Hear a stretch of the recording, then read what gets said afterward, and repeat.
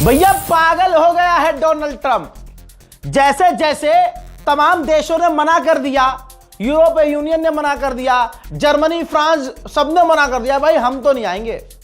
और सबने स्टेटमेंट भी ऐसे दिए हैं कि समझ लीजिए चूतरों में मिर्चें लग गई हैं, बहुत खतरनाक। देखो यार, अब मैं ये भी वर्ड नहीं बोल पाऊंगा तो इतना, ये चीज़ तो आप परिवार के साथ सुन सकते हैं ना।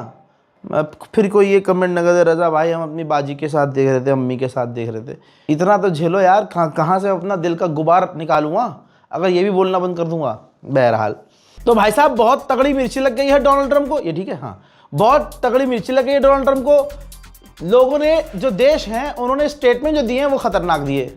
जैसे ये जंग डोनाल्ड ट्रंप ने जब शुरू करी थी तो हमसे पूछा नहीं था, तो हम मदद को क्यों जाए। डोनाल्ड ट्रंप ने ये सब देखा और देखता रहा, बौखलाता रहा, क्योंकि पूरी दुनिया में नंगा हो गया है डोनाल्ड ट्रंप। पूरी दुनिया में भाई ये जो अमेरिका की इमेज बनी हुई थी ना वो खराब हो गई है कि सुपर पावर, इसके आगे कोई खड़ा नहीं हो सकता भाई। ये अच्छा, सारी दुनिया इससे परेशान भी थी। ट्रंप की दादागिरी के आगे कोई बोल नहीं रहा था। बोला तो फिर शेर बोला, और ऐसा बोला कि भाई साहब अब डोनाल्ड ट्रंप कुछ बोलने लायक नहीं रहा। तो अब डोनाल्ड ट्रंप ने थक हार कर, चिढ़कर पागल हो गया है और पता है क्या कहा है, धमकी दी है कि मैं यानी अमेरिका नेटो से बाहर आ जाएगा। आप समझ रहे हैं, अमेरिका इतनी बुरी तरह से हारा है कि दुनिया को इस जंग में अपने साथ उतारने के लिए कुछ भी धमकी दे रहा है और कुछ भी करने को तैयार है। उसने कहा हम नेटो से बाहर निकल जाएंगे, और फिर चिढ़ के कहता है, एक तरफ कहता है पहले सामने आओ हमारे साथ लड़ो, फिर उसके बाद कहता है चिढ़ के कि हमें नहीं चाहिए तुम। जब देखता कोई मदद के लिए नहीं आ रहा है तो हाँ, ट्रंप ने कहा कि हमें किसी की मदद नहीं चाहिए। अब फिर कहता है कि हम नेटो से बाहर हो जाएंगे। पूरी तरह से बौखला गया है ट्रंप। मेरे दोस्तों पीछे ट्वीट लगा दिया है मैंने। डोनाल्ड ट्रंप ने थक हार कर लंबा पोस्ट किया और कहा झेप मिटाते हुए कि ये तो एक सिर्फ टेस्ट था, हम तो जांच कर रहे थे, देख रहे थे कि नेटो हमारी मदद करता है, ये देश हमारी मदद करते हैं कि नहीं। हमने इन नेटो में पैसा लगाया, लेकिन आज इन्होंने साथ देने से इनकार कर दिया। हमें जरूरत नहीं है किसी की, हम सुपर पावर हैं। जो ईरान निकाल रहा है इनका सुपर पावर। बहरहाल बुरी हालत है भाई डोनाल्ड ट्रंप की। मैं अंडुओं से गुजारिश करूंगा कि भारी मात्रा में जो है सड़क पर आर रोना करें। आर रोना समझते हो ना, आर रोना, वो हिंदी अपशब्द मैं बोल नहीं सकता, जनता समझ गई है। सड़क पर आर रोना करो, तस्वीर लेकर दीवार में सर मारो अपना। तुम्हारे भगवान कुत्ते की तरह, डोनाल्ड ट्रंप कुत्ते की तरह हार रहे हैं। यहाँ तक कि अमेरिका के टॉप ऑफिशियल डोनाल्ड ट्रंप के मुंह में गौ गौप करके जा रहे हैं कि हम तो रिजाइन दे रहे हैं। डोनाल्ड ट्रंप ने स्पेशली अब ये बार बार शुरू कर दिया है बोलना कि नेटो ने बहुत बड़ी गलती की है, ये एक हमारा टेस्ट था, वो टेस्ट में फेल हो गए हैं, इसका खामियाजा उन्हें आगे भुगतना होगा। एक्सपर्ट कह रहे हैं कि अभी भी ये तरीका डोनाल्ड ट्रंप का नेटो को डराने के लिए है, ताकि कोई देश डर जाए और आ जाए इनकी मदद के लिए। और मदद के लिए जब आएगा तो अमेरिका कहेगा कि भैया आप आगे रहिए, हम पीछे पीछे ध्यान रख रहे हैं सबका। वो देश आगे जाएगा, ईरान से पिटेगा, पलट के देखेगा अमेरिका होगा ही नहीं। प्लान हजरात, ईरान तो इस पर कुछ नहीं बोल रहा है, लेकिन डोनाल्ड ट्रंप ने भी कंफर्म किया है कि अली लारिजानी को हमने कल रात कत्ल कर दिया है। उन पर इल्ज़ाम था और वही जिम्मेदार थे ईरान के जो प्रदर्शनकारी हैं उनके कत्ल के। दोस्तों तमाम मुसलमानों को मैं मुबारकबाद देता हूं, जिनको ये लगता है कि मरना हारना होता है, तो ईरान को देखिए, शहादत पे शहादत और शहादत पे शहादत दिए जा रहे हैं, छुप फिर भी नहीं रहे हैं। बंकर में हमारा कोई आदमी छुप नहीं रहा है, ईरान का कोई लीडर बंकर में नहीं जा रहा है, ईरान का कोई लीडर भाग नहीं रहा है, पब्लिक प्लेस में आ रहे हैं। इजराइल को लोकेशन पता भी चल रही है, इजराइल रात को बमबारियां भी कर रहा है। लारिजानी शहीद हो चुके हैं। मैं तमाम मुसलमानों को शहादत की मुबारकबाद पेश करता हूं। ईरान ने अभी फिर से कह रहा हूं कुछ कंफर्म नहीं किया है, नहीं किया है, नहीं किया है, लेकिन सूत्र जो कह रहे हैं, जो ईरान के अंदर से भी बातें आ रही हैं, वो यही हैं कि खैर ईरान लड़ता रहेगा। ईरान ने सिर्फ अली लारिजानी को नहीं खोया है, सैकड़ों कमांडर इसमें शहीद हुए हैं, बहुत लोग मारे गए हैं, लेकिन ईरान की हिम्मत नहीं टूटी है। खामनाई, शहीद खामनाई ऐसा निज़ाम बना कर गए हैं कि एक जाएगा दूसरा अपने आप आएगा, दूसरा जाएगा तीसरा आएगा। अमेरिका मारते मारते थक जाएगा, लेकिन ईरान के लोग कुर्बानी देने से नहीं थकेंगे और ईरान का निज़ाम नहीं टूटेगा इंशाअल्लाह। उधर ये बौखलाया हुआ गुलाबी सुअर डोनाल्ड ट्रंप, ये इमैनुअल मैक्रोन से भी चिढ़ गया क्योंकि फ्रांस से इन्होंने मदद मांगी थी। अब जब फ्रांस ने मदद देने से घुमा फिरा दिया, नहीं भेज रहा है, तो अब डोनाल्ड ट्रंप ने अपने दफ्तर में इंटरव्यू में कहा है कि इमैनुअल मैक्रोन बहुत जल्द जाने वाला है, यानी इमैनुअल मैक्रोन चुनाव हारने वाला है। उधर डोनाल्ड ट्रंप ने कहा कि हम जब चाहे ईरान की इलेक्ट्रिसिटी को तबाह कर सकते हैं, हम जब चाहे ईरान को पूरी तरह से मिटा सकते हैं। ईरान का हमने इतना नुकसान कर दिया है कि 10 साल उसको दोबारा वैसा बनने में लगेगा जैसा वो पहले था। हम जब वहाँ से चाहे निकल सकते हैं, लेकिन हम निकलेंगे नहीं, अभी हम लड़ेंगे।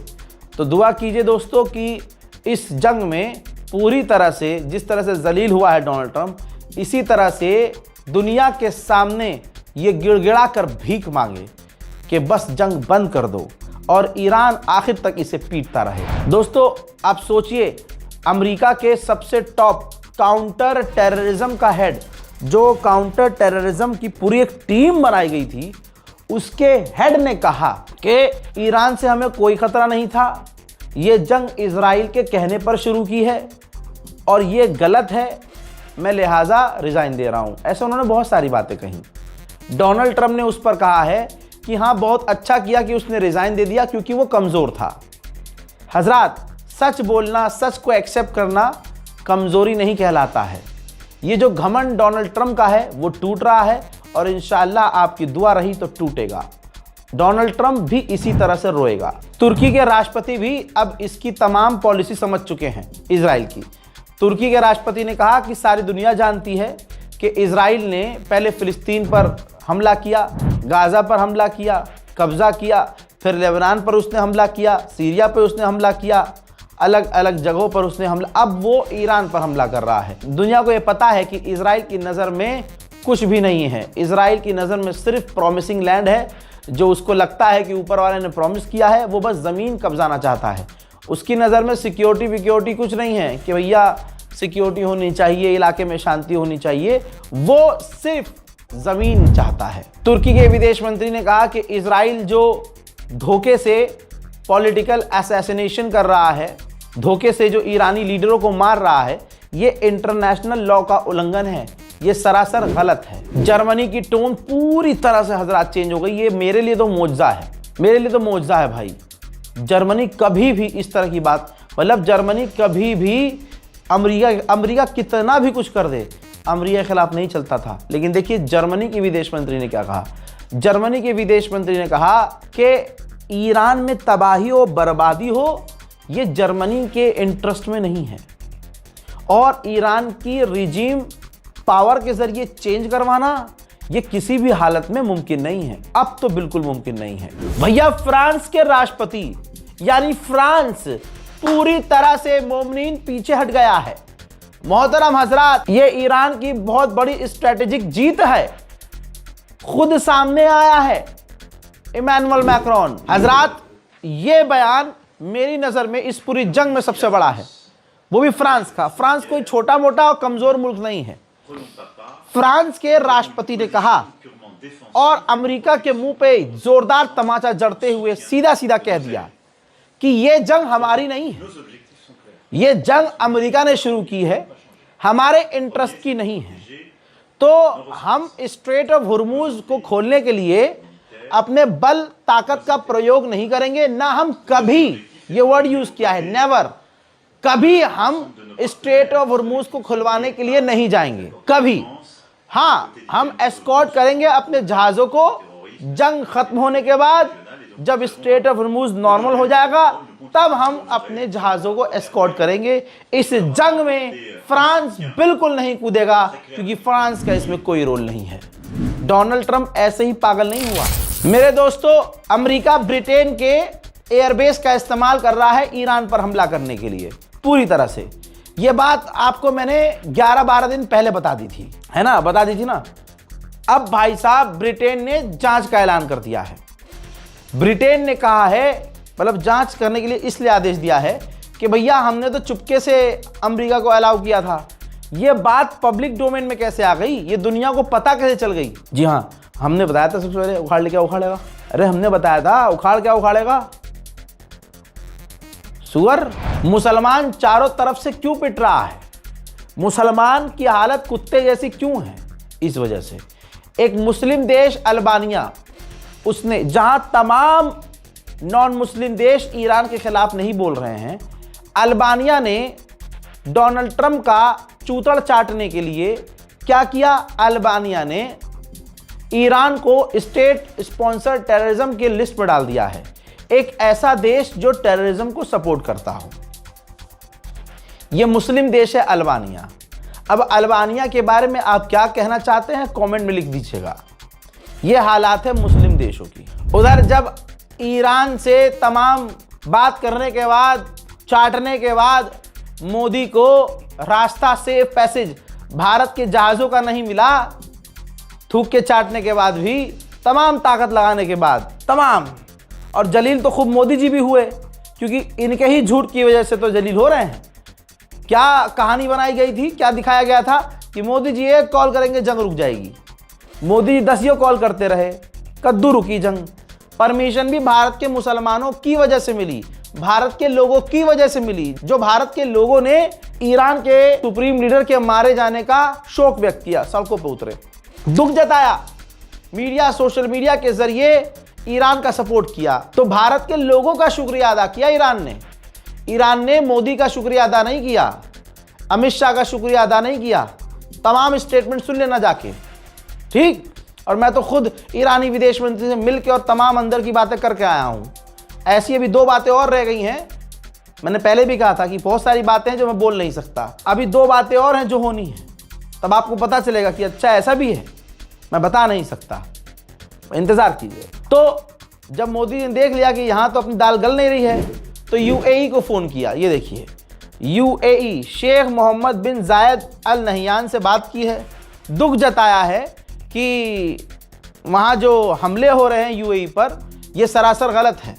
यानी जो ईरान हमले कर रहा है, जिगर नहीं है नाम लेने का ईरान का, मोदी जी का, लेकिन इन्होंने कहा कि जो हमले हो रहे हैं यूएई पर, ये काफ़ी गलत है, हम इसकी निंदा करते हैं और सेफ पैसेज मिलना चाहिए तमाम टैंकरों को। सेफ पैसेज यानी सिर्फ ये तेल के लिए फड़फड़ा रहे हैं, गैस के लिए फड़फड़ा रहे हैं। ये बात तो अब यूएई भी समझ रहा होगा। यूएई के दिमाग में भी आ सकता है कि अगर इतना हमदर्द है मोदी, तो भाई अपनी फौज भेजे स्टेट ऑफ हॉर्मुज़ में, तब तो इन्हें वहाँ नहीं, हम तो डिप्लोमेसी तो सब समझ रहे हैं। इसमें इस जंग में 2 लोग बहुत जलील हुए हैं। दूसरे नंबर पर ट्रंप है, पहले नंबर पर कौन है सब समझ रहे हैं। अब सोचिए, इन्हें यूएई पर हुए हमले पर दर्द हो रहा है, लेकिन यही मोदी सरकार हिंदुओं को इकट्ठा कर रही है ईद के दिन उत्तम नगर में दंगा करवाने के लिए। दिल्ली पुलिस ने किसी को गिरफ्तार किया जो हिंदू ऑनलाइन मीडिया पर कैमरे के सामने दिन के उजाले लाइव बोल रहे हैं कि हम मुसलमानों को काटेंगे, घर में घुसकर जला देंगे, उनकी दुकान समेत मुसलमानों को जलाएंगे। ये सब राजधानी दिल्ली में हो रहा है। जाहिर सी बात है, दिल्ली पुलिस कुछ नहीं कर पा रही है बेचारी, तो ऊपर से आदेश होगा, और ऊपर का मतलब सीधा सीधा है मोदी, क्योंकि भाई 27 में चुनाव होना है, हिंदुओं को हर हाल में मोदी जी को खुश करना है, और हिंदुओं को ऐसा कर दिया गया है कि मुसलमान मरेगा तो भाई ये खुश होंगे। नफरत की आंधी चल रही है, और इस नफरत की आंधी में हर कोई अपना हाथ साफ कर रहा है। जर्मनी के विदेश मंत्री का एक अभी और बड़ा बयान आया, सुनते जाइएगा, आपको थोड़ी सी हिम्मत आएगी। जर्मनी के विदेश मंत्री ने कहा कि जब अमेरिका स्ट्रेट ऑफ हॉर्मुज़ को नहीं बचा पाया, तो यूरोप भी नहीं बचा सकता, और जर्मनी का कोई रोल नहीं है स्ट्रेट ऑफ हॉर्मुज़ को जाकर खुलवाने का। हाँ, वहाँ की सिक्योरिटी ज़रूरी है, सेफ पैसेज ज़रूरी है, हमें अरब से डील करनी होगी, अरबों से बात करनी होगी, और ज़रूरत पड़े तो बेहतर ये होगा कि हमें ईरान से डील करनी चाहिए। अल्लाह अकबर, सलाम हो शहीद खामनाई पर। ऐसी स्ट्रेटजी बना गए कि जो हमेशा से ईरान का दुश्मन था, वो भी कह रहा है कि हमें ईरान से डील करनी चाहिए। जो देश ईरान पर पाबंदी लगाया करते थे, अब तक जिन्होंने ईरान पर पाबंदी लगाई, सलाम हो हमारे खामनाई पर। ऐसी स्ट्रेटेजी कि अब वही दुश्मन देश कह रहा है कि हमें ईरान से डील करनी चाहिए। उधर याद रखिएगा, मोहम्मद बिन सलमान और तमाम अरब देश डोनाल्ड ट्रंप पर प्रेशर बना रहे हैं कि ईरान को पूरी तरह से मिटा दो, कुछ ऐसा करो कि दोबारा ईरान इतने पावर में ना आए। अरब देशों को अपने नुकसान से ज़्यादा पता है किस चीज़ का दर्द है कि ईरान इस वक्त सुपर पावर नज़र आ रहा है। यकीन कीजिए और इस बात को दुनिया को समझाइए, शेयर कीजिए इस वीडियो को। ऐसे ही कॉपीराइट नहीं मार रहा हूं मैं, हमारी इस तमाम वीडियोस को कॉपीराइट फ्री रखा हुआ है मैंने।